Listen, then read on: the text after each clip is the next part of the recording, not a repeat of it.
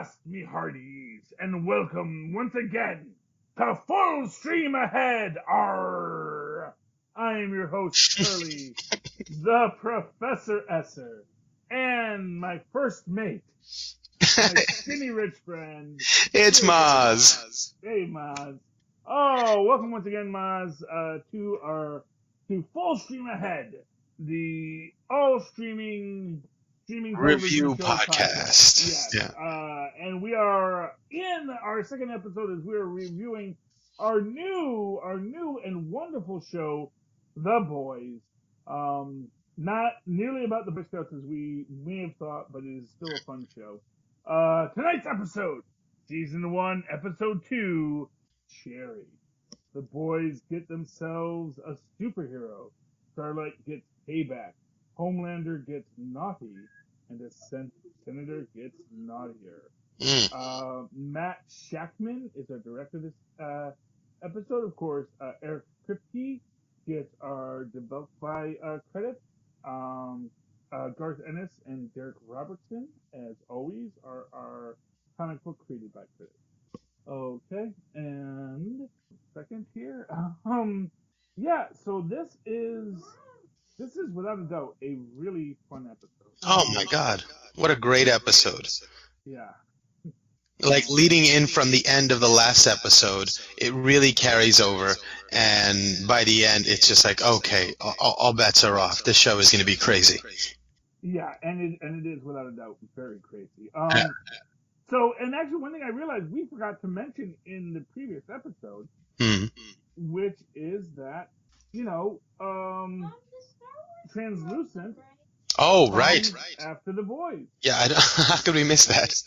Yeah, I mean, honestly, yeah, it's weird that, and when I realized that, it's like, oh wait, we didn't even mention that, Yeah, because you're so. I guess you're so worried about making sure not to get next week's episode bleeding into this week's podcast. Exactly, but yeah. So end of last episode, as we buried the lead last week.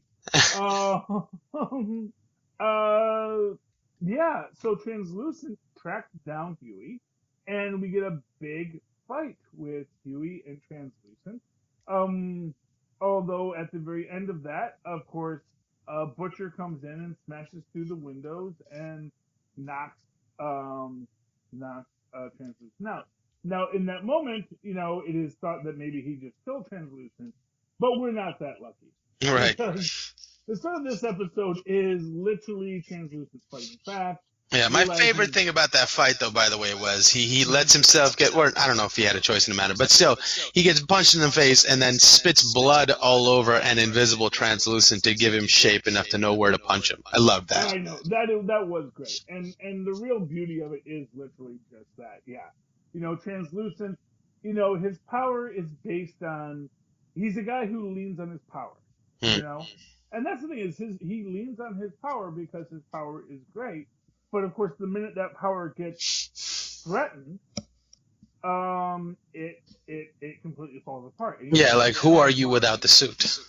Exactly. Right. And we even see that, Vite itself, they make the mention of, he hasn't tripped our motion detectors or our heat sensors, meaning that he's not really invisible. He's not hard to detect if you just know where to look.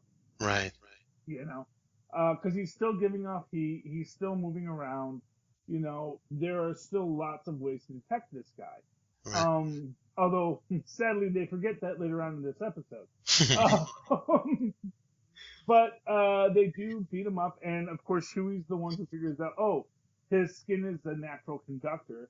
If I electrocute him, we'll have an advantage over him. And so he does, and so they do. And so they have him knocked out, and then we go and find our new character.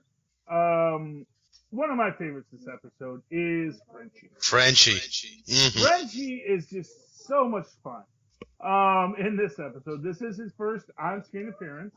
The great Tomer Capon, or Capon, however you pronounce that, is here, and he is honestly brilliant as Frenchie, and really you get this, and I love this idea of as Carl Urban, Billy Butcher goes to him, because, and I get the feeling and he makes this point in this episode about killing superheroes Hmm. because he has killed superheroes in the past, but he makes this point like and he says, you can count on one hand the number of superheroes who've been killed. Yeah. But I guess maybe there are these outstanding bounties on these superheroes, because obviously there are criminals who do not like these people interfering with their business. Right. And because without anything else, he tells them this is double what I owe you if we kill this superhero. So, So somebody has paid Butcher to kill these, and Frenchie is also an assassin, I guess, right? well, I'm not sure. I don't know. I don't think anyone has paid them yet. That's the idea? I get Right. the So that's feeling. what I'm trying to figure out. When he says, it's like this will be worth twice as much, has somebody paid him to take out, Well, somebody from the seven? I think the idea is that there is a standing bounty. We Ah, make the mention about Lamplighter, how he is retired, but we never see what happened. right. And the idea that someone took out Lamplighter, and maybe it was Frenchie, or maybe it was Billy. We don't know yet. Hmm. But the idea is that someone's gonna foot the bill when these guys get taken out because these are people that have made enemies. Obviously, they did. One way or another, they're all gonna make enemies. And it is an interesting aspect of this. It is an interesting question on all of this. Who is going to make that payment? But for right now, no one seems to be that worried about it. Yeah. But they have taken him. They have him locked up in a cage. They realize that he's very susceptible to electricity, so they do set up the the electric field fence. The And cage. and they smartly, again, Huey pulling his weight, putting up the RF shielding in the room in the walk-in they're keeping him in because it will stop The it'll GPS signal. yeah, the GPS signal from the chip that's implanted in it. And then we get a really nice mix between that box episode and then everything else that's going on. We get, of course, Starlight is in this. And actually, I think it was last episode. I don't even think it was this episode where Huey meets Starlight, but in her secret identity. Yeah. And they actually have that connection. And again, one of these interesting things because, of course, it's not like Starlight wears a mask, but the contextual awareness of people, he doesn't recognize who she is. Right. And I think that's an interesting aspect of this about contextual awareness. That's an interesting argument about Clark Kent and Superman. It's not so much that no one thinks that Clark Kent doesn't look like Superman. It's just that it's contextual awareness. Right. You see Clark Kent every day. You don't see Superman every day. That they both look a lot alike. Yeah, you can make the argument that they're the same person, but it's like anytime someone tries to tell you that, that Paul is actually this other guy, Paul McCartney was replaced by this other Paul, and they show you the picture comparisons and say, Right. see, it's two different people. It's almost kind of like when you see an impersonation or an impersonator, a professional impersonator of a celebrity. You can always tell it's not them. It looks almost exactly like them. So if someone, can make a logical case in their own mind that this isn't that person, they'll end up finding little details that they convince themselves aren't or are disqualifiers for that person being Superman. Exactly. So I think that's a wonderful little side aspect of that. Yeah.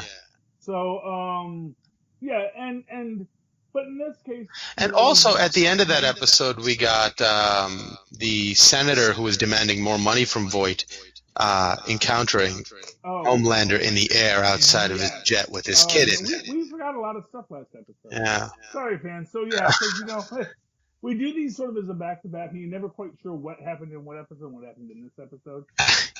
One of us should probably write notes down. Yeah, that's true. See, me and Mozz, we come from an old improv class. We actually met doing improv, so we're all always on the fly. Give us a place and an object, an occupation, and the first line and the last line, and all the middle lines. Yes, we're gonna make it into a play. No, but yeah. So yes, and that was actually a very interesting aspect, and that's where we actually get the first suggestion of compound disease. But we also get, and this is an interesting mystery, is that Starlight actually um, said that she was born with her powers.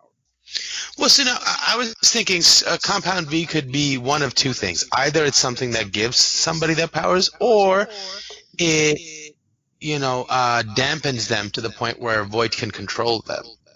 It could be. So they're finding out all these supers, getting them here, and saying, "Hey, in order to be stable, or blah blah blah, or whatever, you got to take this." And Compound V keeps people in line, or keeps superheroes from going supernova, or whatever. Something like that. I don't know. It could Yeah, be. it could be. It could be. I personally, my actual, and I don't know if this is the case yet, but like my fan theory, and this is probably a silly fan theory because it's probably like no, that's well established in the comic books, but I don't know if they didn't read the comic books. Hmm. I actually think it's going to come out that Homelander is actually Starlight's father. Hmm. Hmm. Because we do see that this guy, because this guy's traveled around and all this kind of stuff. We don't see who Starlight's father is. Right. And somehow she has, superhuman strength. She can fly. She's got all the same powers, except instead of laser eyes, she has just laser body. Right. Or Well, Starlight body. can't fly, can she? I thought she could fly. Didn't we see her fly at some point? I don't know. I don't recall. She's got a cape. I always assume people with capes can fly.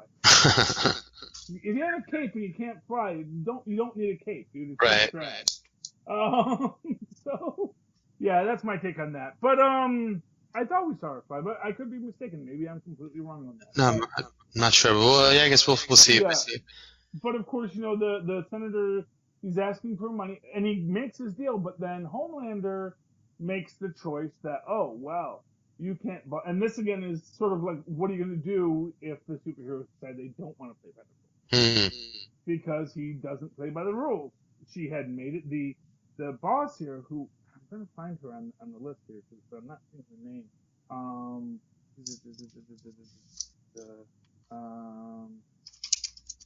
Anyway, but yeah, she makes the deal so that basically they're all good, and then Homelander still blows up the plane. Yeah. And it's just like, dude, and of course when the Deep finds the wreckage, he covers for Homelander, but Homelander doesn't like him talking out of turn regardless. Well, I mean, I think Homelander's point of view is you shouldn't have said anything, especially if you saw signs that it was me. Are you not afraid of me? Have I not made this clear to you? Yes.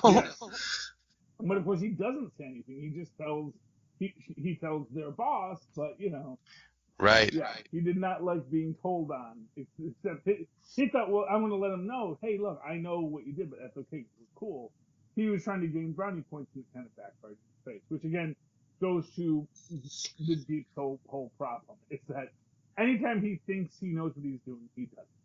He's not good at his job. He's not a good superhero. Also, I think there's a narrative to be made here that he just wants to do good. He was the original superhero, and he just wanted to do good, and then everything got corporatized, and now he can't do what he wants to do. He's become more of a symbol, and he's sort of fighting that I'm a giant tank. I can go fight, but you won't let me fight. You won't let me do anything I'm good at. I've become a symbol. So I think his frustration is coming out in these ways where he wants to be effective. He wants to be consequential, and he's not getting the opportunity to do that. Oh, you mean Homelander? Homelander, yeah. Yeah, well, I mean, I can imagine that might be a thing he might be thinking. I don't know if that really pans out. I don't know if he really. Well, he says as much to the director. He's like, you've got me sitting here just as a symbol to prance around, but I could be doing more. Well, yeah, but the fact of the matter is that it's one of these things. Really, could he do more? It's sort of this question. It's the question of should Superman? So there's a great. So Jerry Seinfeld hosted Saturday Night Live years ago, and he got to play Superman. And he's on like a shock talk show, and they have the call in, and people are asking him, why, during the garbage strike, man, why don't you just take care of all the garbage? You can just fly super fast, grab all the garbage, fuse it into one big ball, throw it into the sun. Why aren't you using your powers for these things? And of course, Superman's like, I don't want to clean up the garbage. I don't want to be the garbage man. I'm the Superman. I'm not the garbage man. Right, exactly. And Well, that, I mean, because I think the point is you can do that yourself. You know, like the you need point me is, for things that you can't do. well, except what is there? What is, and the secondary aspect of it is, what is there that they really need these superheroes to do? I think one of the central ideas here, and why they're trying Mm, to put the superheroes into the military is, you know, there aren't there aren't enough supervillains. mm, In fact, mm. we have not seen a supervillain yet, and That's very interesting. it's almost like the, in that classic '90s film, The Mystery Men, Mm, where Captain Amazing has caught all the supervillains. mm. And now what's he gonna do? He can't be a superhero if there's no one to fight. He has to like sort of get Casanova Frankenstein out of prison just so he can have a villain to fight. Although that winds up blowing up in his face as well. Yeah. And I do think it's sort of that same idea here, is that there aren't enough villains because obviously, if if superpowers, and it's maybe this interesting aspect, superpowers are let's say superpowers are randomly distributed. But to become a villain means you have to engage in a certain activity that's going to attract a superhero.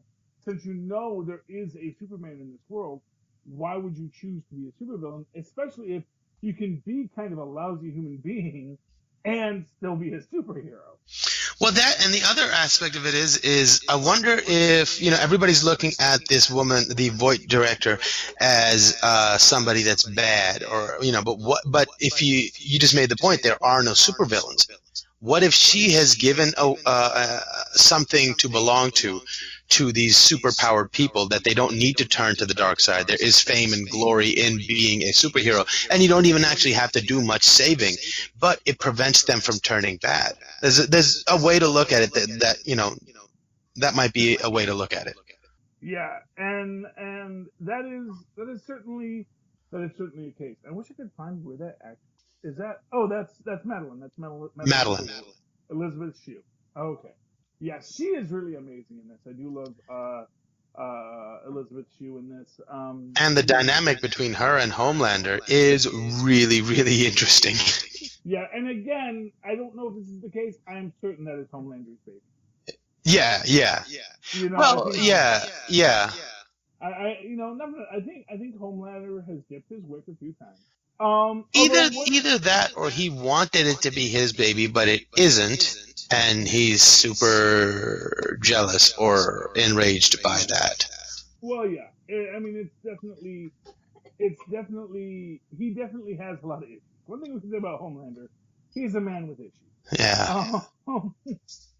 He's also like a dog that's cooped up, a dog that needs to get out and exercise and use his legs, and so he has that sort of cabin fevery feel too. Yeah, but again, what's he gonna do? It's like, it's like if you have a pet greyhound and the greyhound needs to run, but it's like, No, but instead of creating these little superheroes that to go out and do PR stunts to stop these bad guys, let him fight the bad guys. You don't need 30 million of these superheroes everywhere. That's good for business, certainly, but maybe you need a couple, and Homelander should be doing most of these missions that these little guys are doing, and they've kept him. Well, except that maybe he, but it's sort of like, do you want to use a bazooka to shoot a housefly? Well, I mean, if a bazooka, can shoot one laser beam out of one eye, I think he can get the job done. But I'm just saying, I'm not saying, whether it validates it or not. But they're worried about it. That's the thing. Is like, yeah. if you send him start doing patrols, you're going to have a lot of little mugger bits, spread thinly across the city, and that is a problem. We saw what A-Train, who is not, that is not a top. I mean, he's one of the 7, but he liquefied a person. Mm. And too many liquefied, basically muggers have families too. And if you liquefy too many muggers, people are going to start to say, we don't really want our muggers liquefied. We want them to go to jail. Our bystanders. Yeah, and that is the thing, is that, that collateral damage. Right. And that may be 100% why Homelander is one that they have to keep in check, because if you had a Superman, or if you had a Superman that was more experienced, that wouldn't have happened. I think because you have a lot of these budget superheroes out there, bad things are happening. Is the way to look at it from that perspective too, I think. Well, I don't know. I don't. I'm basically. I don't want. I'm not putting my trust in Well, no, Homelander. I'm not saying that that anyone should, but just that I can see sort of where he's coming from, and as far from a manager's perspective, they're not using him well because you've got to, if Yeah. he's one of your biggest assets and one of your potentially biggest liabilities, you need to approach that with a very deft hand and understand what he wants and that he's happy and satisfied so that you can keep the company running as it should. I don't think they're paying enough attention to what he needs out of the situation, and they're ignoring a certain part that is getting ready Yeah. to explode. And I think that is. I think that is definitely an aspect of it. Is that yeah, he is definitely not being coddled the way he needs to be, Right? which Not is why say he's coddled, or but no like no no no. used I think effectively. there is. Used effectively. I well no, I think it's coddled. I'm not going to say used because there's nothing. They don't have a dark side. They don't have a dark side for him to fight. And without a dark side for him to fight, he is effectively useless. Being Superman is useless if there isn't a Superman level threat. If you are, one of the reasons the Fantastic Four are always going to the microverse or the macroverse or the negative zone is because really, if they just hung around the planet too much, they would do too much damage Mm, because you can't, because you'd be the Hulk. mm, No matter how much the Hulk wants to be left alone, he's going to damage things mm, because he is too powerful for most situations. You can have a Daredevil or even a Luke Cage wandering around, but even Luke Cage is going to bump into things and break stuff.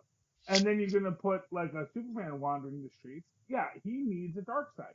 He needs a Lex Luthor who at least is constantly plotting against him to raise his game. The problem is that they don't want a little Lex Luthor. That's the thing is they don't want to let there's not a Homelander, there's not an evil Homelander out there to challenge him. So in that case, you're right. Yes, he's not being challenged. But what is their solution? There's not an easy solution to that question because if you just have him chasing after like at the dock workers, bringing in the counterfeit counterfeit merchandise, people are gonna die horribly. Yeah, I Um, don't know that that's necessarily true. I think he can modulate his strength and his abilities to meet the demand of the situation. I think there's something to be said for the corporatization of well, no, the no, because superhero idea you're as well, and that they're going after profits and not really looking after what it means to be a superhero at all. no, because he clearly has anger and impulse. No, no, no. That's Because besides the no, point. I no, no, mean, no, it's not. That's the entire point, Maz, is that they can't let him out of his cage because he just blew up a senator or a mayor or a governor. He just shot someone's plane out of the sky because he knew too much. mm, Not on anyone's orders, mm, not because that was the most, not because it was a good idea for them, but because he decided he needed to take that action. And it's like, you know what, dude? Not cool. What he did really damaged, put them all in a precarious situation because Homelander is unstable. Because he wants to be Superman. And we see that even in the first episode where the first thing he says, and kind of even this redemption of the Seven for like 5 minutes before he blows the plane out of the sky, he says, "Look, I don't want to hear all this stuff about our profits. I want to hear who you saved." right. You know, and it's like, yeah, that's what he wants, but at the same time, he wants to be Superman, but he's not. Because That I think it's also because there's too many other rinky-dink superheroes out there.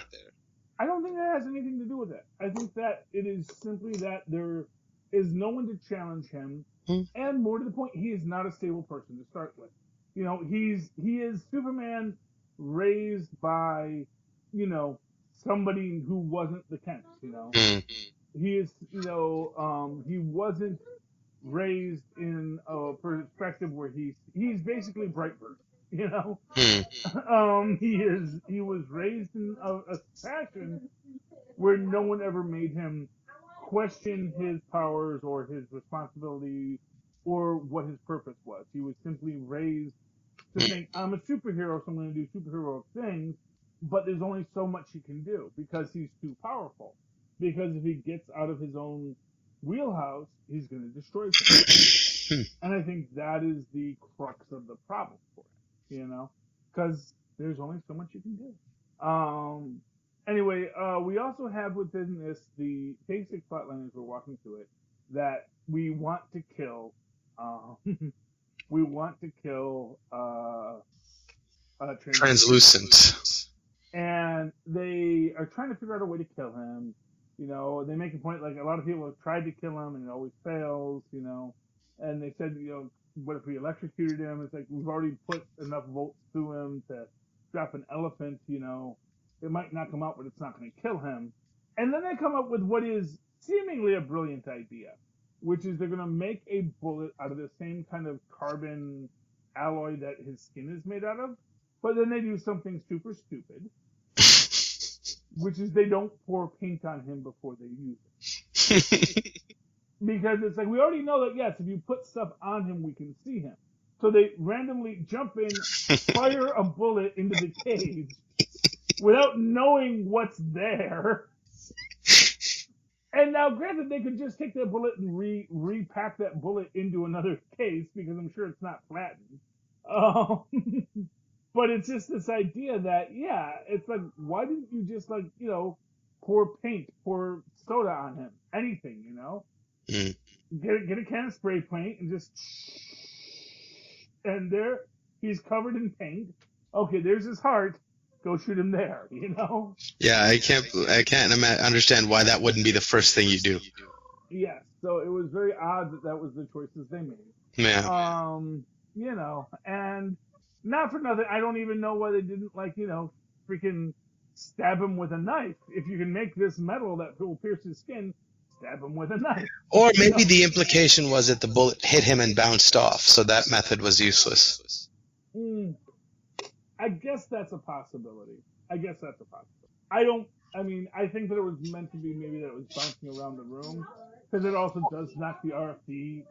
Well, yeah, I mean, it could have bounced off of him and off of around the room, Yeah. I mean, so maybe that's the thing. But even still, wouldn't you want to make sure that you could see where he was hurt? Yeah. Like I said, the entire method they used just seemed haphazard. Oh, for sure. But they do come up with a pretty smart idea, which is they do shove the plastique up his bum.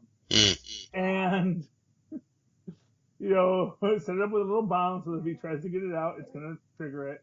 And they can blow it up with the thing. And, of course, immediately he's like, I'll tell you everything you want to know, yada, yada, yada. Although now Homelander has figured out where they are, and he starts searching around, and they distract Homelander by blowing up Frenchie's stash, his gun running operation, which buys them enough time for Huey to turn the pin on Translucent. But all in all, it's kind of a Pyrrhic victory, I'd say. What did you think? I mean, I'm not saying it was like bad or that it didn't work. I'm just saying it seems like maybe this could have worked out a little better for them. Yeah, for sure. But I mean, it's like people that are like them, they're fly by the seat of their pants. No plan is sort of set in stone. You got to work and roll with the punches. So for them, it's just par for the course, I think, also. Yeah. But they accomplished what they needed to. They blew up Translucent. Yeah, I mean, mission accomplished in a very broad sense, Yes, yeah. One of these things where I was hoping that Huey would have been the one that was, why don't we just throw paint on him? I wanted him to be the one that solved that problem. That he didn't is fine, but I did want him to prove his worth one more time. And say, if we just threw paint on him, we'd know exactly where he was, and then we'd stab him, shoot him, jump him, whatever we need to do. Mix some industrial cleaning chemicals in there and just close the door. Again, another thing no one thought to do. Hey, wait, why don't we just mix some ammonia and bleach and just put it in here? Yeah, see, the one thing that occurred to me was when he got the idea, he was watching the turtle eat some lettuce, and I was like, well, I guess you could starve him to death, but that would take forever. Yeah, well, honestly, he should theoretically die within 7 days without water, too. Right, so Yeah, it's like the one thing, and in fact, I think it's less than 7 days. I think it's actually maybe only like 48 hours without water and you'll die. Wow. Wow. Yeah. And yeah, just I don't think they had that to the kind of time. Well, actually, ironically, they had already been about 24 hours. So, Mm, yeah. Yeah, that's true. honestly, they had the RFD stuff up. They just like driven away. They might have been fine. You know, just have him locked in there. Power's all set. He's done. Just don't give him a glass of water like Huey did. Um, anyway, but yeah, and that's how we end this And episode. by the way, Yeah. Huey goes in and leaves the glass with him and leaves his little latch open too. Like, what are you Yeah. doing? Yeah, Huey maybe. Well, maybe they want to show that Huey still has a lot for him. Yeah. Like if Huey was solving all the problems, maybe they'd say, "Oh, Huey's kind of a Mary Sue." Mm. So, so he's not a Gary Stu. He does make a lot of stupid mistakes. So. Yeah. And the other scene that's interesting here is when he gets a call from his dad. Mhm. Again, admonishing him, you're a good boy. You're a good boy. You're not one of these crazy wild men. You're a good boy. And he starts having his little panic attack there. But then this time, he starts getting angry. He starts getting angry and he starts hitting the wall. And I think that was a turning point for him. It was he reacted to that moment differently than he had before. Yeah, well, exactly, because he doesn't want to be seen as that. Yeah. And he's turning. He's turning, Yeah, because deep in him is a monster of rage that he wants to let out. Yeah. And, he needs to do that. So, anyway, I think that's all we get in this. Oh, Oh, yeah. that and the senator Oh, the with, senator. what was the name of that? Doppelganger. Doppelganger. Oh, yeah. So they do show they have a shapeshifter whose base form is a middle-aged fat guy, but he can be anything he wants to be. And they open it up with him being a sexy lady to seduce the senator, and then while the senator is blindfolded, he turns back to his base form. Oh, it is what we assume is his base form, and then we take a picture. Takes the selfie, so that they can blackmail the senator. Which is, again, for what it's worth, I mean, they make the point, yeah, oh, you won't survive that. Although, again, this is a world where people know crazy stuff happens. And for what it's worth, in our modern world, if he started saying, I'm telling you, it was a doppelganger that tricked me, I think that his constituency said, yeah, totally deep state, doppelgangers, Byte is a dangerous corporation, totally buy it.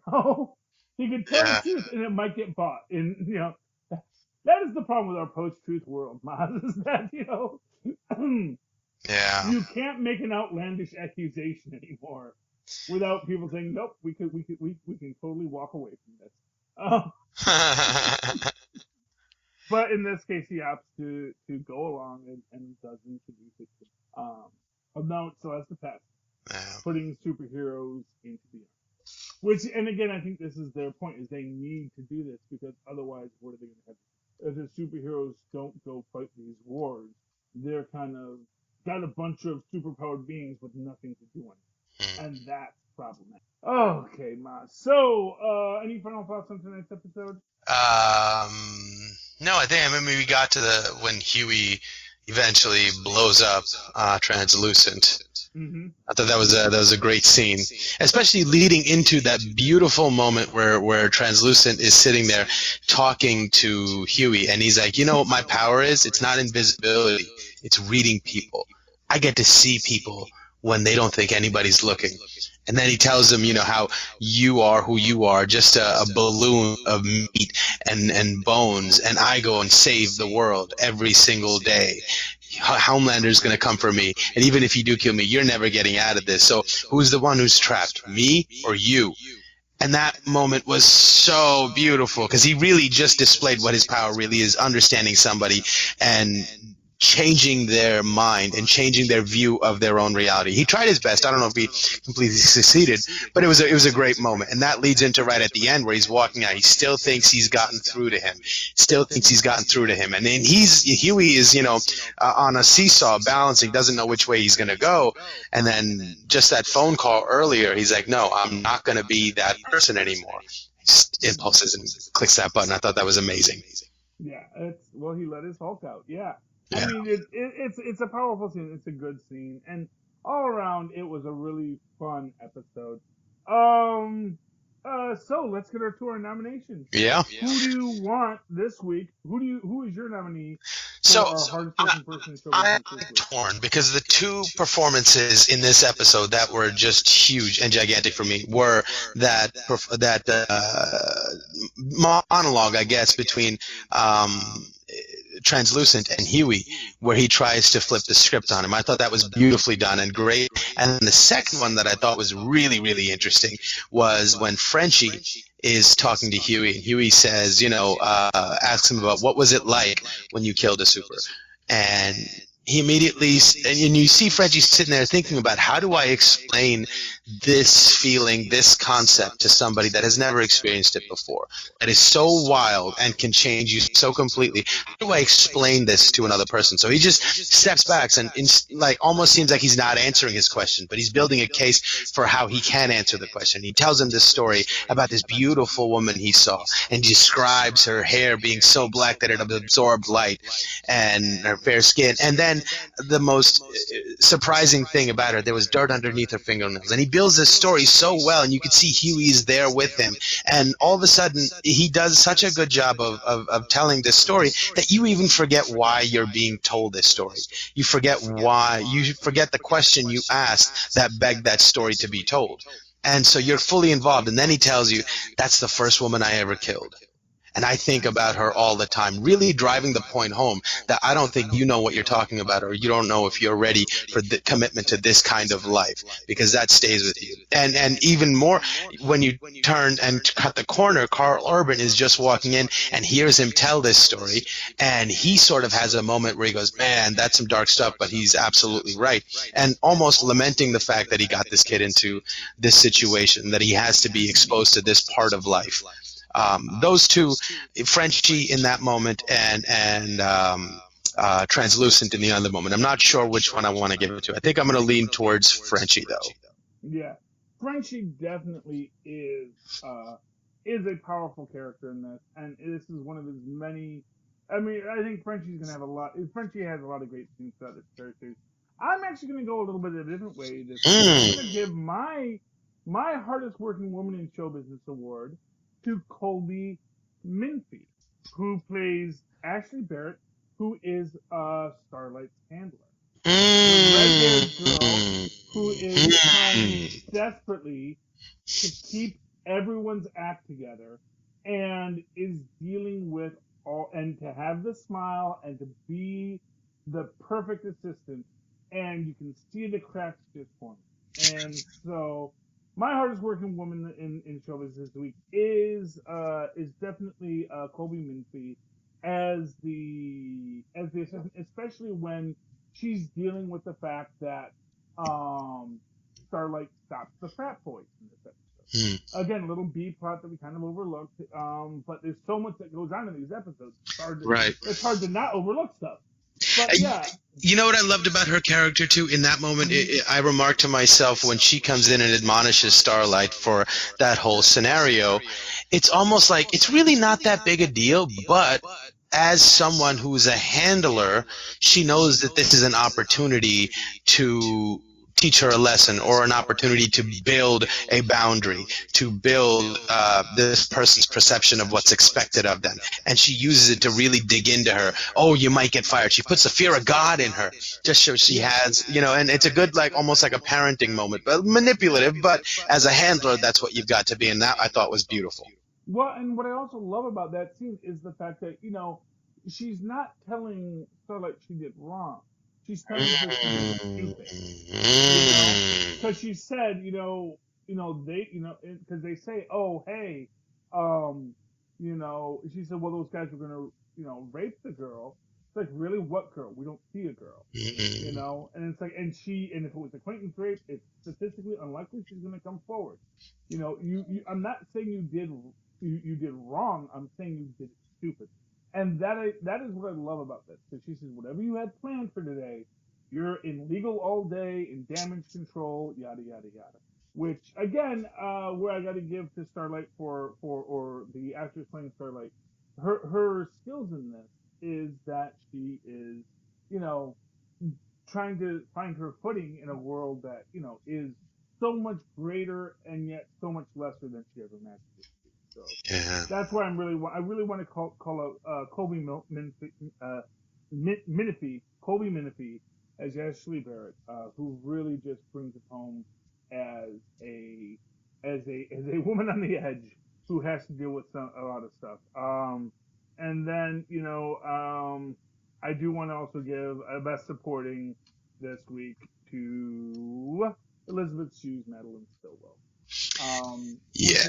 is, her calling out Homelander, and that's what I love about her. Is like she is not afraid of any of these because it is this, and it's almost like this idea that she's not afraid of them, and why it's not immediately clear. Now we have this idea of that there's something with Compound V, but what that really means, we don't know. But we know that if any of these people step to her, I get the feeling that Vite it's called Vite, right? Or is it Vought? Voight?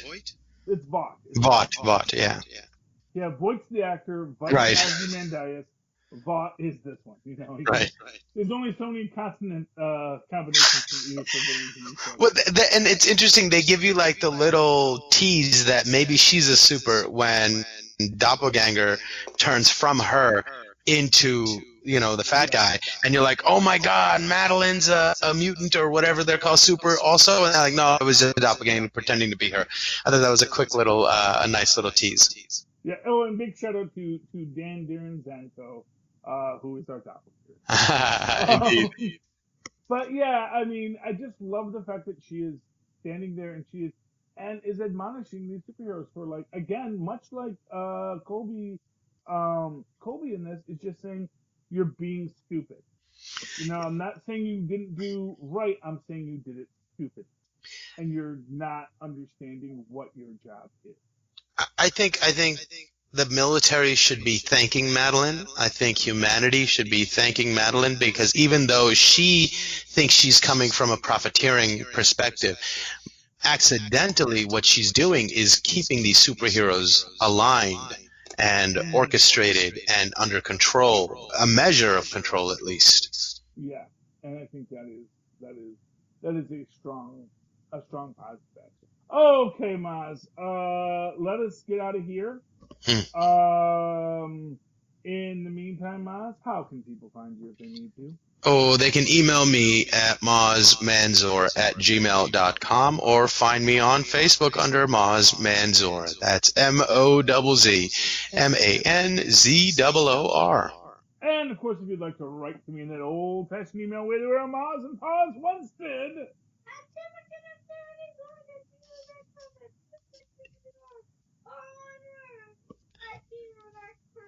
Yes, and I don't know if you guys can hear Tristan there. Yes, that was awesome.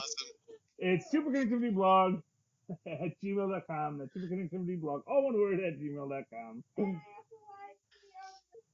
Yes, and as Tristan is also saying, I do live tweet on the Twitters at Shirley Esser. That is CHARLIE.